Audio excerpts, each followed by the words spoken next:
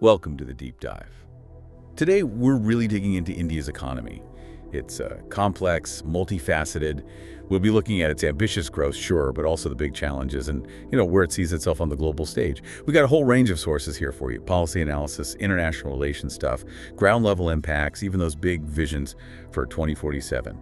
Our mission really is to give you a shortcut, help you understand the key drivers, the strategies, the hurdles shaping India's economic future. Yeah, and what's really fascinating, I think, is watching India try to balance this incredibly fast internal development with all the complexities of global dynamics. It's creating this, unique economic blueprint. We'll try to unpack the big picture, but also some of those surprising details. It's crucial for understanding a country that's becoming such a major global player. Okay, let's get into it then. We're starting inside India, looking at some pretty incredible innovation, especially how tech is changing daily life and farming too. Our sources talk about a digital revolution. And it's not just, fancy apps. It's more fundamental, like building the blocks of a digital republic, really pushing into a digital decade. You see transformations everywhere: economy, government, education, healthcare, commerce. Absolutely. And central to a lot of that is what they call the JAM Trinity. That's Jantan for financial inclusion, Aadhaar the ID system, and mobile connectivity. This digital public infrastructure has been key for financial inclusion. You've got over 55 crore bank accounts open. That brings millions into the formal system, allows for direct benefit transfers. The real story there, though, is how it bypasses the old middlemen. It fundamentally changes access, empowers vulnerable people. Like there's an example of a single mother in Odisha getting welfare straight to her account. First time ever. That's a huge shift. How people interact with the government, how business works. You mentioned commerce, like the government e-marketplace, Gemin, connecting 1.6 lakh government buyers with over 22 lakh sellers. And that includes women entrepreneurs, small businesses, MSMEs. Exactly. And then you have ONDC, the Open Network for Digital Commerce. That's trying to level the playing field, helping small corner shops, the Kirana stores, and handloom weavers compete against the big e-commerce players. And agriculture is seeing this too. Oh, definitely. Big time. You've got programs like PM Kisan for direct income support, Enam connecting agricultural markets across the country for better prices, soil health cards giving advice on crops, and Niti Aayog, the policy think tank, plays this sort of convergence role, making sure these digital public good, these platforms are interoperable, inclusive, scalable, open to everyone. So yeah, if you're wondering how a massive country like India modernizes this whole digital push, it offers some really powerful lessons. But the innovation isn't just digital, is it? We're also seeing this quieter trend: agrivoltaics, farming under solar panels. It offers a glimpse of a different future for farmland. Yeah, it's a pretty elegant idea, actually. It's simple, really. You elevate the solar panels, farm underneath, so the land does double duty, generates electricity that's guaranteed income for the farmer, and still grows crops. Some early adopters are reporting earnings that, significantly outstrip what they could get just from crops alone. Plus, the panels offer shade, which can protect plants from intense heat and conserve water. That sounds like a win-win. Energy and agriculture together. But you mentioned early adopters. What are the catches, especially for the small farmers who make up most of Indian agriculture? Is it expensive? That's the main hurdle, yes. The structures needed, tall enough for tractors and workers, they cost about 25% more than standard ground-mounted solar. That initial investment is tough for smallholders. And then there are the farming challenges too. The panels cut sunlight by maybe up to 30%, so you're limited in what you can grow. High-value stuff like turmeric, ginger, leafy greens, some berries they can do well, even benefit from shade. But your staple grains, rice, wheat, they probably won't flourish. So it's more of a diversification strategy, maybe for specific regions, not really a fix for overall food security. Right, so it shows how innovation can tackle multiple problems, energy and farm income, but context is everything. You have to tailor it. Okay, so India's innovating in fields and digital spaces, but the ultimate transformation really comes down to people, right? Human capital. Let's talk about the vision for higher education by 2047. Yes, it's incredibly ambitious.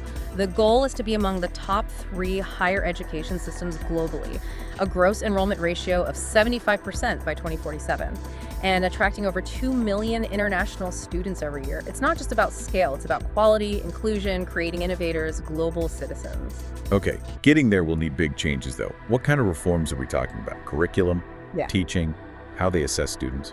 All of the above. The roadmap highlights curricular, pedagogical, and assessment reforms. Big focus on faculty development, too. And internationalization, more partnerships, more global programs.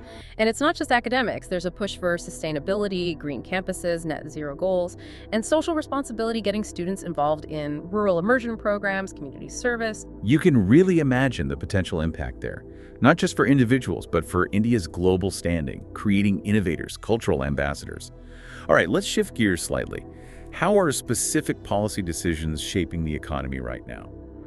From what people buy every day to national strategy. There's that big announcement, September 3rd, 2025, the government cutting GST on lots of everyday items.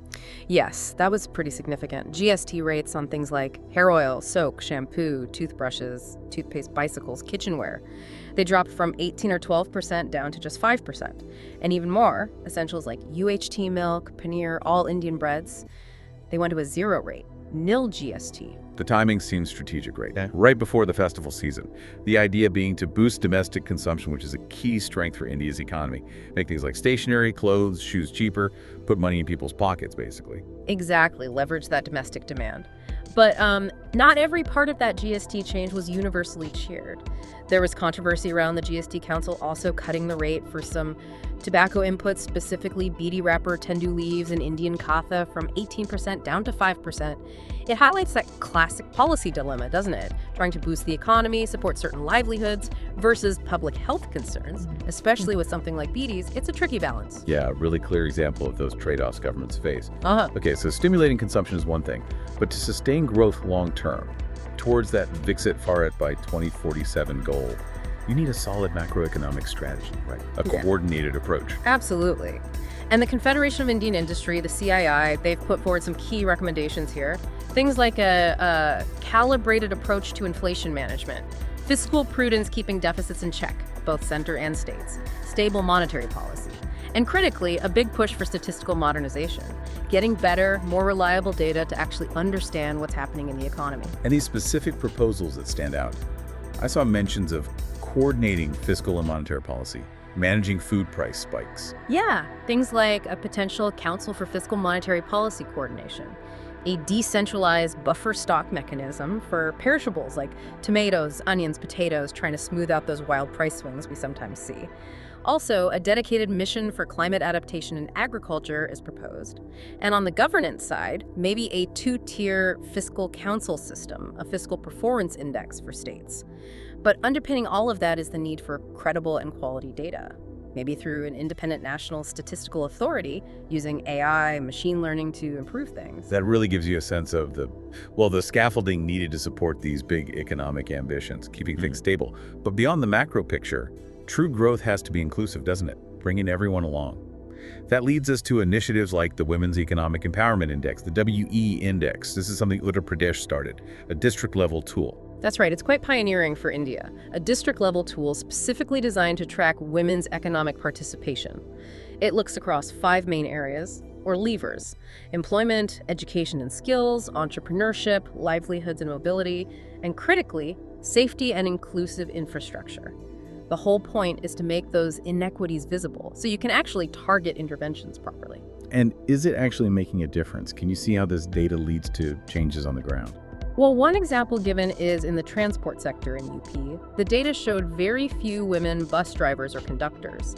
Seeing that number, it apparently prompted the department to rethink recruitment strategies, but also address really basic things like the lack of women's restrooms at bus terminals, foundational infrastructure gaps. It highlights this broader need, really, for gender disaggregated data, breaking down data by gender to become standard practice, universal, normative, not just in schemes for women, but across all government systems. Embed that gender lens everywhere. Yeah, that's much more than just collecting numbers. It's about changing how you see the problem, measure it, and then actually respond. Turning invisible contributions into policy. That strengthens the whole economy. Okay, so we've seen ambition, innovation, policy shifts. Yeah. What about the bumps in the road, the complexities, the global realities? Let's talk challenges. India recently reported pretty strong GDP growth, right? 7.8% in the April-June quarter of 2025-26. But there was also quite a bit of skepticism. What's that about? Yeah, that headline number looks great, but there are some long-standing issues with the GDP series that fuel this debate. For example, the National Statistical Office relies a lot on corporate filings with the Ministry of Corporate Affairs. But the problem is many firms don't file, and often those are the ones that are defunct, loss-making, maybe just shell companies. So there's a risk you're overstating GDP. An older NSSO survey back in 2016-17 found nearly a quarter of the firms they tried to survey either refused data, had shut down, or just couldn't be found. That gives you a sense of the data gap. And there's a particular weak spot with the unorganized sector, isn't there? How that's measured. Exactly. Its growth is often extrapolated based on data from way back in 2011-12, assuming it moves in line with the private corporate sector. But major shocks like demonetization, GST implementation, COVID, they hit the unorganized sector much harder. So extrapolating like that likely creates an upward bias in GDP growth figures. And what about inflation adjustment? The deflator issue. Right, the single deflator problem. Unlike many other major economies, India often uses the wholesale price index, the WPI, to adjust nominal GDP to real GDP. But WPI is heavily weighted towards commodities producer prices.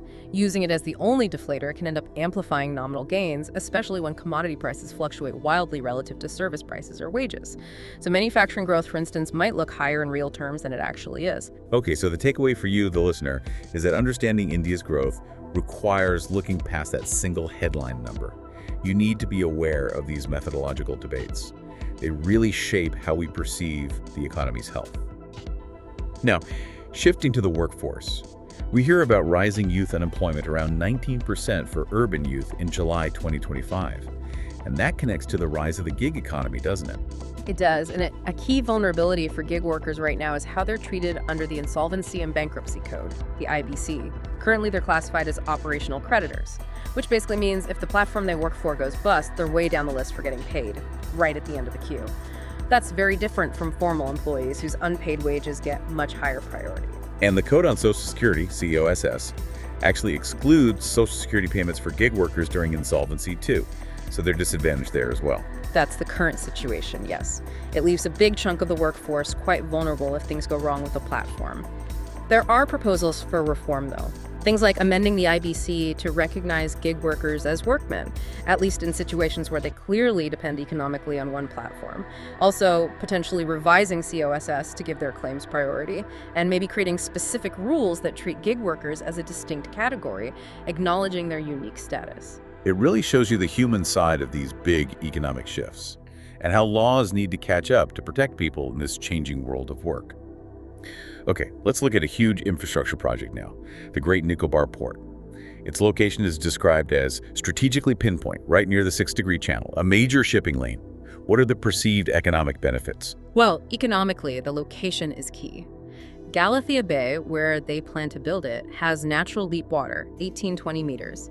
That means it can handle the really large container ships that most existing ports on India's east coast can't. The argument is this could massively cut cargo transport costs for India, save maybe Aur's 1,500 crores a year in direct revenue, and add Aur's 3,000, 4,000 crore to the wider economy, plus reduce reliance on ports like Singapore or Colombo. And beyond the economics, there's a big strategic angle too, countering China, boosting surveillance. Exactly. It's often framed as a counter to China's string of pearls, their network of ports and facilities in the Indian Ocean, and it would definitely boost India's ability to monitor ship movements in that critical region, enhance surveillance infrastructure. But this project isn't without controversy, is it? There's significant opposition. No, definitely not. There's strong criticism, especially from environmental groups and organizations focused on indigenous rights, like Survival International and Environics Trust.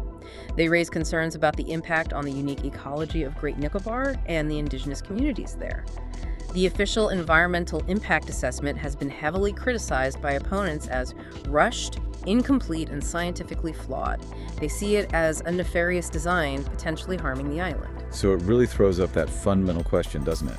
How does a country balance strategic goals, economic development, national security, with environmental protection and the rights and concerns of local communities and civil society?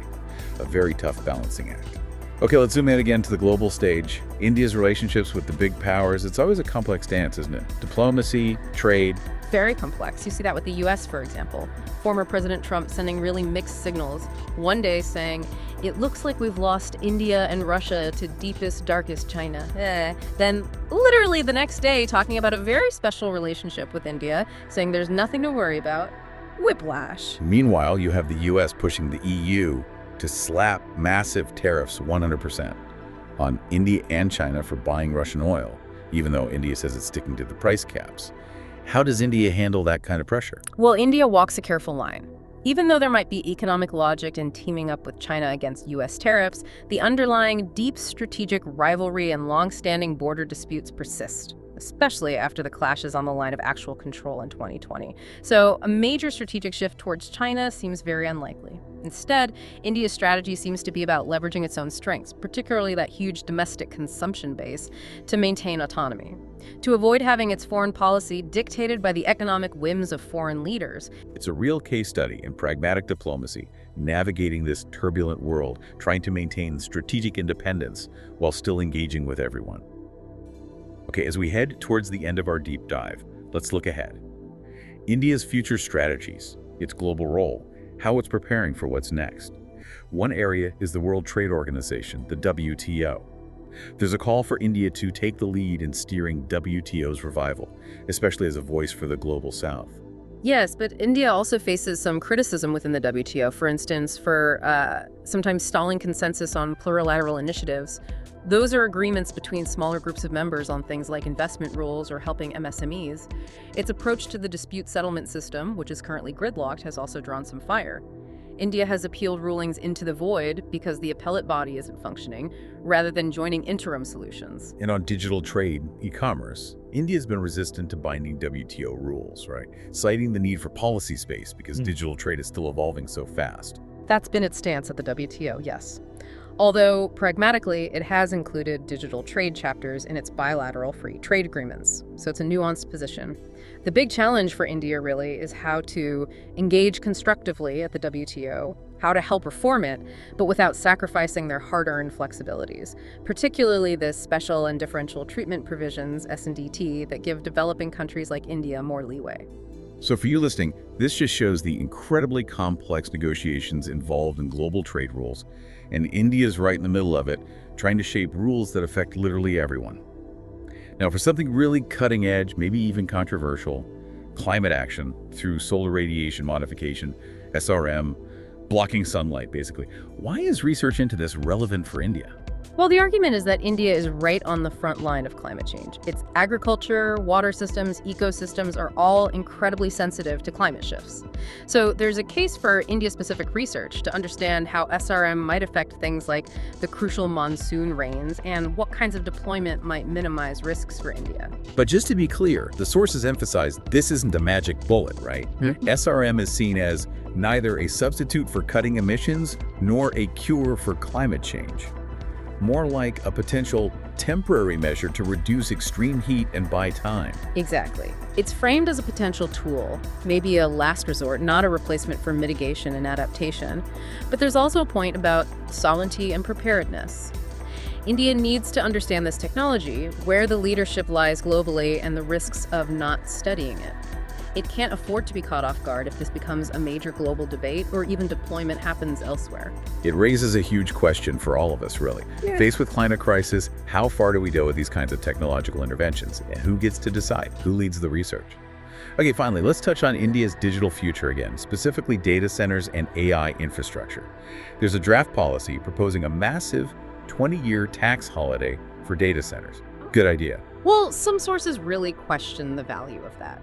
The argument is that demand for data centers is booming worldwide anyway.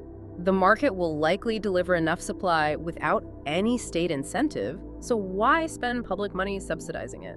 And there are practical concerns too, like power consumption. Data centers are notoriously energy hungry. Hugely. They guzzle power. And there's a worry that India's baseload power generation might not grow fast enough to keep up, even with a big push on renewables. So the counter-argument is, instead of subsidizing this kind of infrastructure, maybe focus resources on the gaps at the innovative end of AI. Boost India's overall R&D spending is currently at a pretty dismal level of 0.64% of GDP. There's also a warning about a potential AI investment bubble if spending isn't targeted strategically on fundamental research and development. So it's that key strategic question.